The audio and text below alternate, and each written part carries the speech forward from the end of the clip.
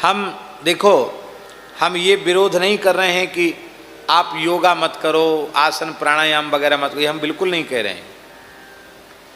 लेकिन हम आपसे पूछते हैं कि खूब फूंक फूंक करके कदम रखो, नाप तोल के खाओ कांटे से, ये नहीं खाना, ये खाना, इतने बजे खाना, इतने मिनट पर खाना, इतने बजे पानी पीना, और बढ़िया से बढ़िया कोई रसायन होते हो उनको भी खाओ, पौष्टिक, और खूब भ्रामरी और भस्त्रिका और उज्जाई, अनुलोम विलोम, कपाल भाती सब करो।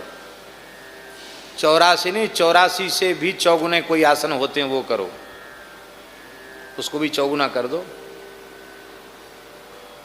बुढ़ापे से बच जाओगे, मृत्यु से बच जाओगे। बोलो,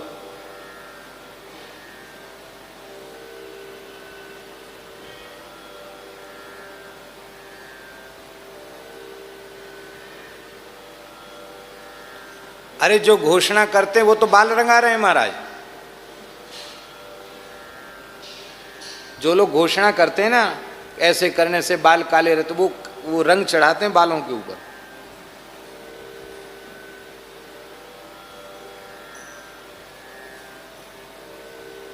एक सज्जन हमको मिले, हमसे बोले, ग्वालियर की बात है गुसाई जी, बोले हमसे कि बहुत बढ़िया गाजर लाए हैं आपके लिए, गाजर का जूस बहुत अच्छा होता है, हलवा भी बहुत अच्छा होता है।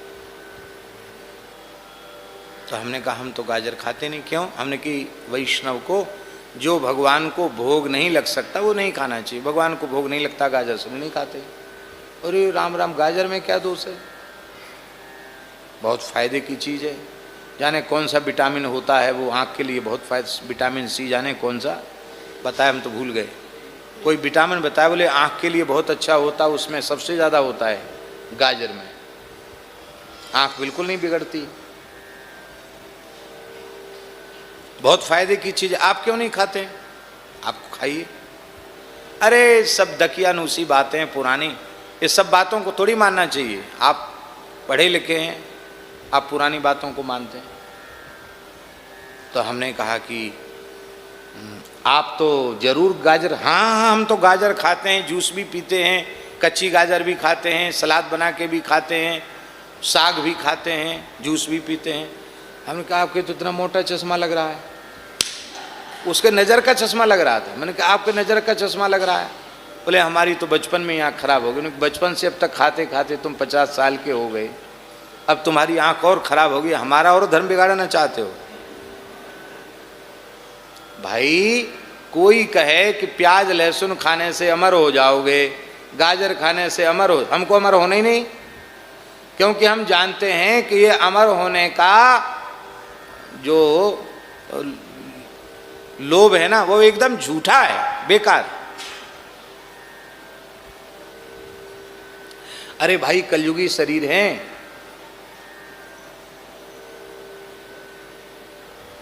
सब पता चल जाता है। 10-5 दिन भूखे रहो सब पता चल जाएगा।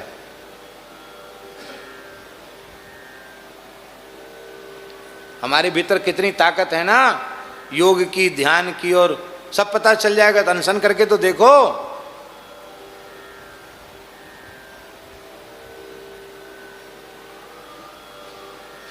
कुछ नहीं, सब बेकार की बातें। हम ये नहीं करें कि मत करो, करो, पर भैया कल्याण इनसे नहीं होगा। कल्याण तो केवल भगवान की शरणागति से होगा, कल्याण श्री राम नाम से होगा, भगवान की कथा से होगा, भगवान के कीर्तन से होगा कल्याण। इन सबसे कल्याण होने का नहीं।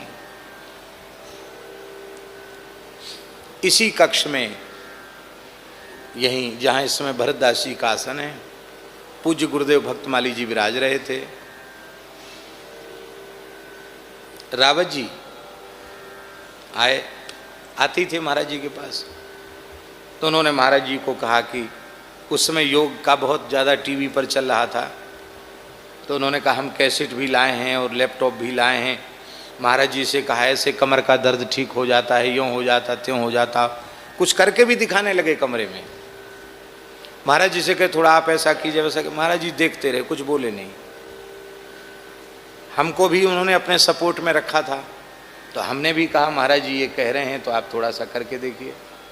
महाराज जी बोले नहीं ठीक है, सब देख लिया, सब सुन लिया।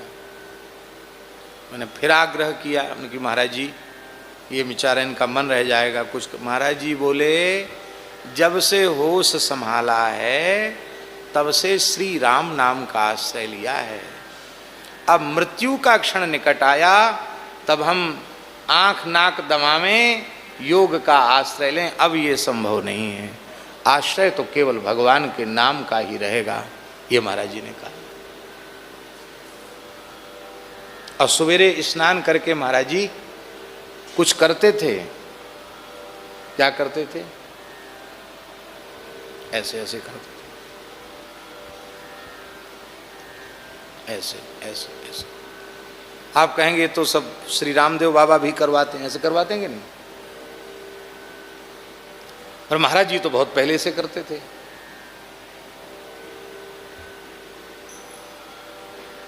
तो महाराज जी से हमने पूछा कि महाराज जी ये क्या है? ऐसे भी करते हैं, ऐसे ऐसे भी करते, ऐसे भी करते, ऐसे करते, ऐसे भी करते, ऐसे। तो हमने कहा महाराज जी ये क्या व्यायाम करते हो? महाराज जी आप व्यायाम कर रहे हैं? महाराज जी बोले यही समझ लो, व्यायाम कर रहे हैं। इसी कमरे की बात है। हमसे बोले तुम पंडित होकर पूछ रहे हो? ऐसा कहते महाराज जी ने भागवत जी का श्लोक बोला दिया, दोहने वहनने मथनोपले प्रंकिंकनार वरुदे क्षणमार्जनादौ हैं धन्या व्रजस्त्रिय उरुक्रम चित्तयाना। धन्य है व्रज की गोपियां जिनके चित्त पर सदा श्याम सुंदर चढ़े रहते हैं। गैया धोते समय श्री कृष्ण की याद, धान कूटते समय, फटकते समय, पीसते समय। तो महाराज जी तो गोपियों की लीलाओं का चिंतन करते थे और हमने समझ लिया कि वो व्यायाम कर रहे हैं। बोले तुम यही समझ लो। ये श्लोक कहकर महाराज जी विह्वल हो गए।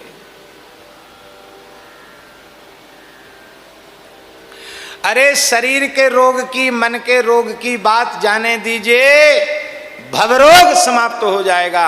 नाम का आश्रय लो। नाम लेत भव सिंधु सुखाही, नाम लेत भव सिंधु सुखाही।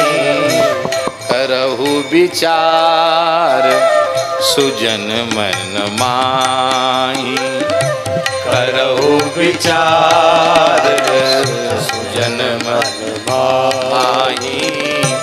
करहु विचार सुजन मन माही, करहु विचार सुजन मन माही। मन आदि से ग्रसित है। भय, शंका, लज्जा, विषाद आदि अनेक संताप जनक दोष वो चित्त में स्थित हो रहे हैं। मन उनसे विकल हो रहा है। मानसिक रोगों से हम परेशान हैं। ये मानसिक रोगों की चर्चा गोस्वामी श्री तुलसीदास जी ने मानस जी के उत्तरकांड में की।